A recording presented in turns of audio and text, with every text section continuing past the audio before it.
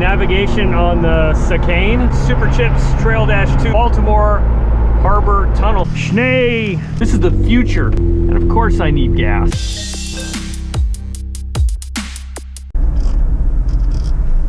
So I have this strange habit when I drive around. I spin. These guys are a little paranoid, I don't know. Anyway, I sit and I spin this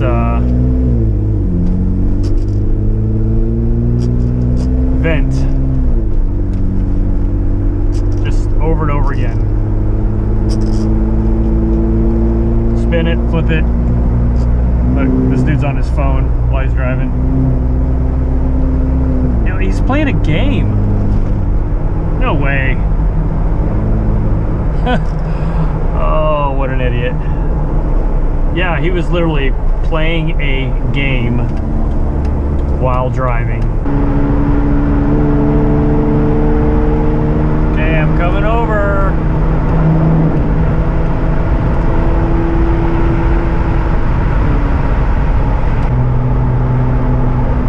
Oh, somebody got busted.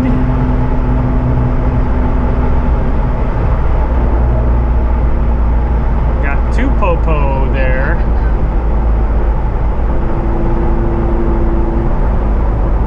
Interesting. More strangeness happening there. It's crazy. By the way, this is the navigation on the Seicane. This is Google Maps, which I use when I don't want to get lost or when I just want to know how congested a route is. Sometimes it'll pick an alternate route for me.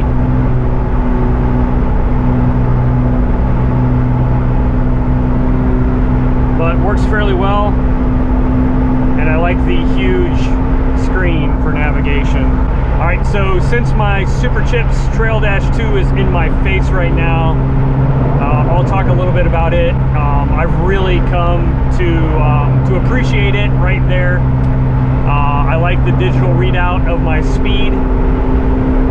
Just don't compare that speed to that speed. Don't do that. But not only do I have that, by the way, this whole screen is customizable to whatever I want to put. But right now I have my transmission temp there, what gear I'm in, speedometer of course in the middle, RPMs, fuel level, battery voltage, intake air temperature, the coolant temperature, and the ambient air temperature. So it's 21 degrees outside and my intake air temperature is 30. A lot of my air is coming in from outside because I have that snorkel, so it acts like a cold air intake.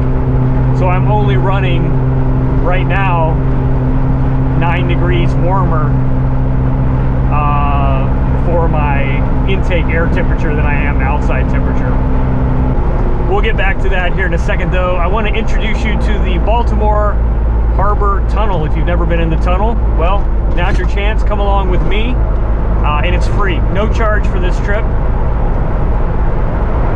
We're basically driving underneath the Chesapeake Bay at Baltimore Harbor.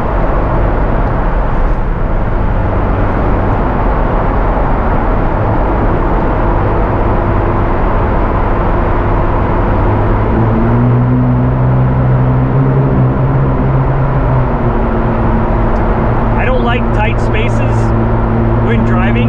I don't like not having a shoulder, but it is what it is. I prefer always being on the left lane.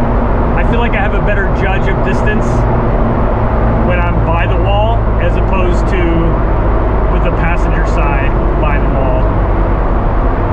Call me weird, but I'll always, if I'm in a tunnel, you'll always find me on the left side if I can do it. And of course, if it's two-way traffic, I have no choice, but just, it's like when you're drag racing, when you're street racing and you get lane choice. There's a certain side you always stick to if you can. I'm a left side tunnel guy.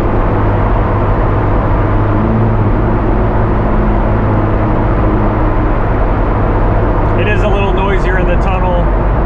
with the soft top, as you can tell. Lots of noise vibrating around in here.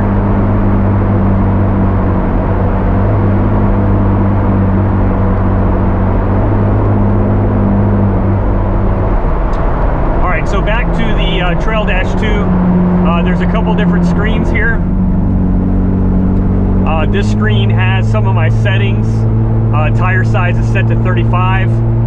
You may know that I run 37-inch tires, but when I calibrated my calibrated speed here in the Superchips, I used a GPS speedometer, and 35 was the tire size that got my speed accurate across the entire range.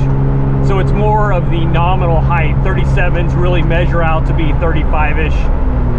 35s, when I had 35s on, I think it said 33. So a lot of people will just default and put their tire size. You're running 37s, put 37. I would argue your speedometer is probably not going to be as accurate as doing what I do. Oh, come on, please. Why this? Come on. Speed pass. Go, go, go.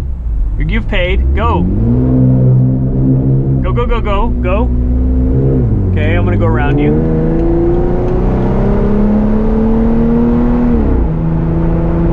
Oh, wow. Okay, so anyway, I would, what I would recommend you do is what I did, and that's I just got a GPS speedometer app for my phone, and GPS speed readings are pretty accurate, and then I used it, I just adjusted that tire size value until my speedometer, you know, on the vehicle or the speedometer here was reading right. My axle ratio is 488. I get that a lot. Got my engine idle RPM set at the default of 800. I'm not running lights because I have the halos on there, so I don't need additional lighting. My tire pressure monitor is at 22. If it gets below that, it will let me know because I run a lower air pressure than normal. I usually run about 28 to 30, somewhere in that range. What am I at right now? I'm at 33, which is higher than normal, but it is what it is. The other thing I have here are software switches. My air compressor master switch.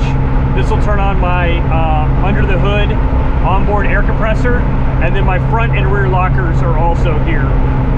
So I have it set that you have to have your master air compressor on for the front and rears to work. It makes sense. I'm not going to play with that right now because that would really suck to accidentally lock my axles at, I don't know, what am I going, 65 miles an hour.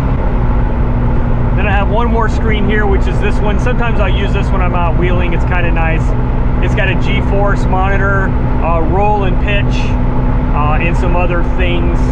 I don't use it a lot. I do kind of like the roll and pitch when I'm in off-camber situations, because sometimes you feel like you're about to flip over and, oh, wife's calling, better take this. Hey. Schnee. Oh. Ooh, at least it's warm in here.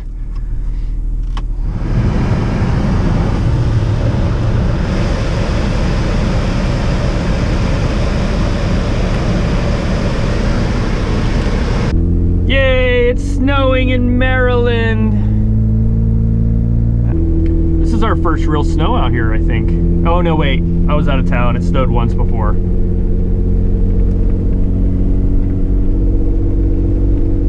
Definitely didn't snow for Christmas, though. So we're getting New Year's snow.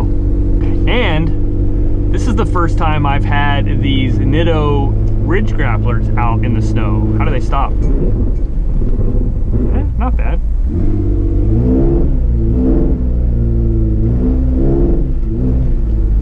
Yeah, there's what could be expected. So when it snows like this, do you guys stay in two-wheel drive Jeep, or do you go into 4-high just to be safe when it's slippery out? What's your method for dealing with snow like this? I tend to stay in two-wheel drive, although if it's a little slippery, sometimes I'll run it in 4-high just because I can. That's one of the benefits of having a 4-wheel drive vehicle. I don't necessarily need to reserve 4-wheel drive for the trails or the mall.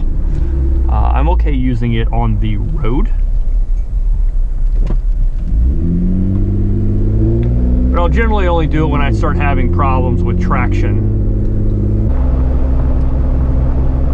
My last vehicle before this Jeep was an all-wheel drive BMW, and I really liked it. It handled the snow amazing, and that's because, you know, 4-wheel drive always seems to fare better in these conditions. So my wife's van is all-wheel drive all the time, so why wouldn't we take advantage of the fact that we have a little lever here that can take us from 2 to 4 on demand. This is the future. On demand, you can call up 2 extra wheels of traction. Welcome to the future. I mean, that's awesome. Oh, so what am I doing? I'm going to get coffee. It's Saturday morning. It's coffee time.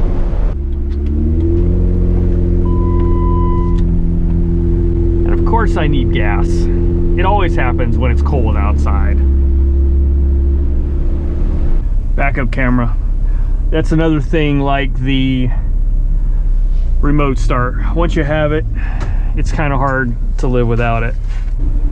And of course with this Seicane, I can call my rear view on demand, which is nice. Versus the way I had it originally installed with the factory radio, it only worked when the Jeep was in reverse. So fuel level percent. I don't know the calibration of that. I can tell you I have run that down to 0 before with a very high pucker factor. Like it was, find me a gas station now. And yeah, I made it fine, no problem. But you know, when it was at 2%, 3%, I was really nervous. Then it went down to 0, and I'm like, I'm gonna be out of gas. The good news is I always keep spare fuel in the back. I have a Rotopax with 2 gallons of fuel. So, and oddly enough, in the, what, 2.5 years I've had this Jeep, I've never had to use that Rotopax. I do refresh it maybe every year or so with fresh fuel. But yeah, and it's stabilized and all that stuff. But anyway, back to this. So yeah, 12%. But like I said, I don't know how calibrated this is, because I think when I fill up, I'll have to check next time I fill up. I think when I fill up, it only goes to like 98% or something like that, 95, I forget what it is. So, but how far do you guys take your fuel down? Like, I'm a convenience gas getter. Like, I need gas right now, but it wasn't convenient for me because there was no gas station in between where I was and where I wanted to go. And because of that, I will put it off. I will postpone getting gas because it would have taken an extra 5 minutes to drive to a gas station. Now, what I'm doing to myself right now is setting myself up for failure in the fact that the next time I go somewhere, I have no choice but to get gas. So I'm gonna plan my route that's gonna have a gas station first thing. And you know, it could be a pain in the butt. Usually it's not too bad because the route I normally take leaving my area has a gas station pretty much on the way out, but it was the opposite way of this one. So anyway, yeah, I'm gonna be down to probably 5%, but I do know there are people though that are like adamant, never ever let your fuel level get below a quarter tank, and always will refill when it gets to quarter tank regardless. I think I think early on I was instructed that way, but I just don't prescribe to that. I literally, when that light comes on, that's when I will start thinking about going and getting gas, unless I've got a trip coming up, right? If I'm planning a drive and I know I've got X number of miles to go, you know, I'll fuel up. But just running around the neighborhood doing things, yeah, when it tells me it's thirsty, I'll go give it something to drink. It's like a 2-year-old.